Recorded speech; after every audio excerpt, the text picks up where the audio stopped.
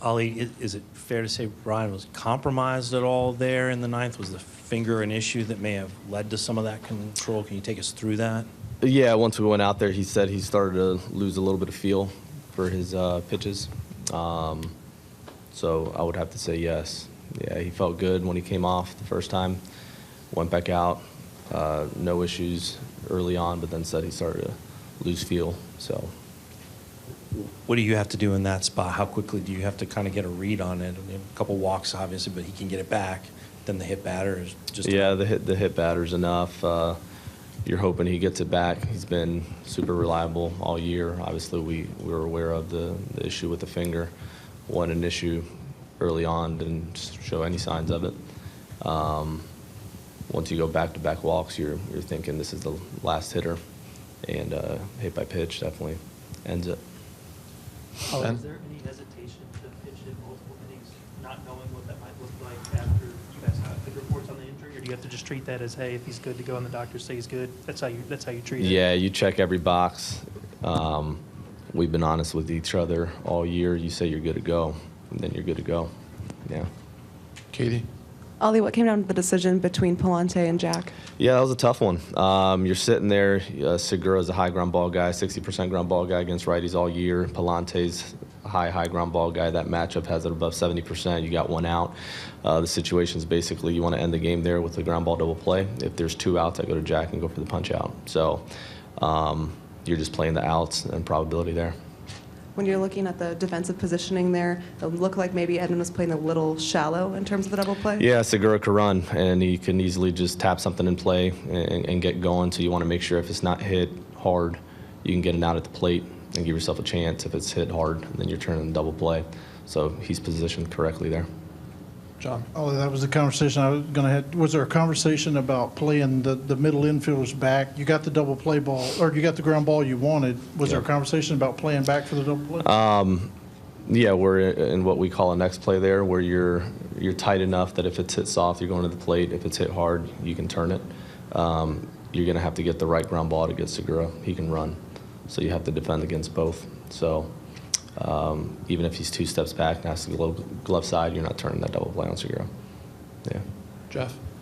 It loses, I guess, some of its meaning with the way the game turned out, but that moment for Yepes there in the seventh, that was a spot that we talked about this morning that sort of manifested itself in an important way. Was the importance of that just to get the offense going a little bit? Yeah, everybody has their role on this roster, and they understand kind of where they fit and how they're going to fit into the game. Yeppe came in exactly what we talked about, and big swing, 2-run homer to get us going there. And then same thing with Gorman. We talked about the versatility of being able to come in if they tie it after, and he came out with base hit. So the guys did their job.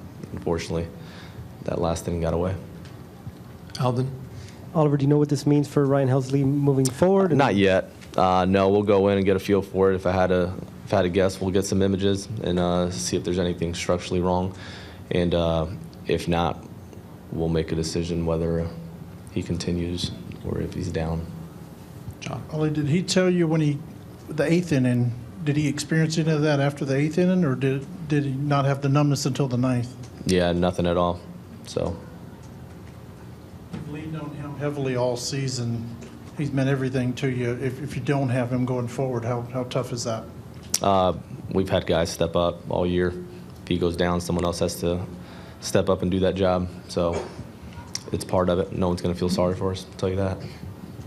The way things unraveled in the ninth just seems so uncharacteristic for this club, known for its composure and keeping calm. How do you feel like that trade is going to help them wash this game and bounce back for game two? I think we'll be fine. I mean, these guys all year have done a nice job of whether we win a big game or lose a big game, and the next day's a new day. This will be no different. We know what's at stake.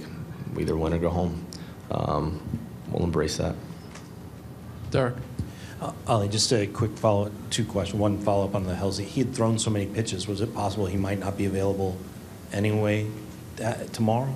Possibility. So as you're thinking about that, the importance of winning this game, what do you think about like tomorrow? How you might close out a game? Is that go in at all to like a Flaherty Palante decision? Yeah, that's why Palante continues there, because if not, Jack may get some meaningful outs at the end of the game. So.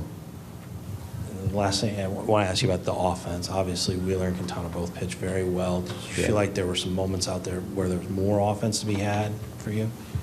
I felt pretty darn good about our offense. You look at the first 9 hitters, you had about 4 or 5 balls in play over 95. I thought we took really good swings off of Wheeler. He did a nice job. He competed well. He made pitches. But for as hard as we hit balls, for him to throw up zeros was impressive. We had a good approach. Yeah. Rick?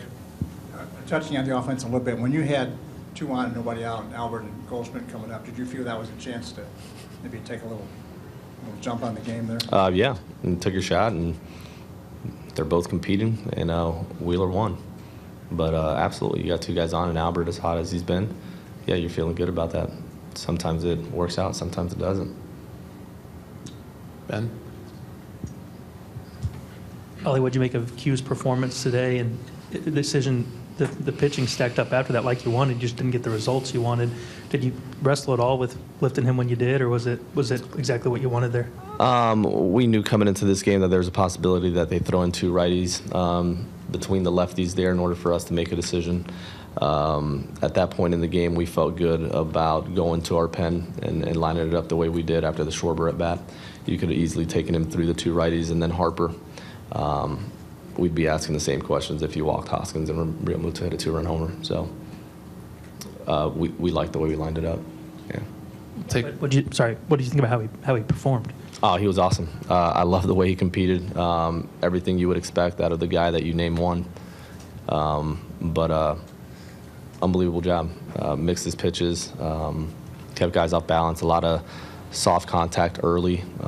Exactly what you would expect out of Q. He took this game no different than any other. He competed extremely well. Take one last one on the left. Just getting a mic over there.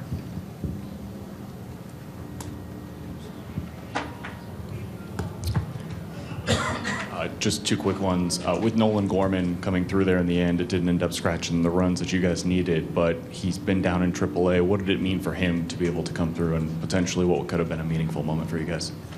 It was good to see. When you make the decision to have him on the roster, it was the last decision we made on the position player side.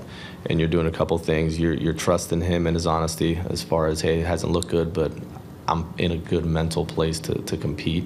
So that's one thing. And then you're investing in the future. Having him on this roster, experiencing what this feels like, and coming up there and getting that base hit, he'll build off of that for years to come. So I liked it. And then on the grounder to Nolan Arenado there at the end, what did you see on that play? Can you kind of take us through your vantage point of that, the one that he wasn't able to make? Yeah, I'd have to take another look at it. It just looked like it went under the glove. I'm not sure. I didn't talk to him about it. The guy makes every play in the world, so you just chalk it up to baseball and you keep moving. Yeah. Thanks, Ollie. We'll You see you got it. tomorrow.